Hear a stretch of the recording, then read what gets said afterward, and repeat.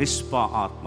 ఏంటి తెలుసా? నా బిడ్డలకు అన్యాయం జరిగింది, నా బిడ్డలని ఆకాశ పక్షులు తినేసే ఈ యొక్క భయంకరమైన శాపయుక్తమైన మరణానికి అప్పగించడానికి వీలు లేదు. ఆ బాడీస్ తీసుకెళ్ళి ఏం చేశారు? సమాధి చేశారు. అమ్మ వాళ్ళు చచ్చిపోయారు కదా, ఏం చేస్తావు? లేదు, వారికి ఘనమైన మరణం జరగాల్సిందే. ఆమెకున్నంత రోషం కానీ ఈనాటి తల్లిదండ్రులకు కానీ దేవుని సేవకులకు కానీ మనలాంటి ప్రార్థన పరులకు కానీ అంత రోషం ఉంటే ఆ రోజు ఏం జరిగిందో ఈరోజు అదే చేస్తాను అన్నాడు. మన బిడ్డల గురించి, మన స్వాస్థ్యం గురించి ఈరోజు పోరాడే ప్రార్థన యోధులు కావాలి.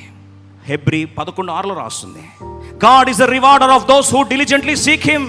ఆయన యథార్థముగా వెదుకు వారికి ఆయన తప్పకుండా ఫలము దయచేయువాడు. గొప్ప గొప్ప వాళ్ళ ప్రార్థనల గురించి చెప్పుకోవడం కాదు, వారు ప్రార్థించే దేవుడే మన దేవుడు. A prayer warrior will become majority with God. ఒక ప్రార్థన యోధుడు దేవునితో కలిసి ఏమవుతాడు? అధిక సంఖ్యాకుడు అవుతాడు. అల్ప సంఖ్యాకుడు ఎప్పుడు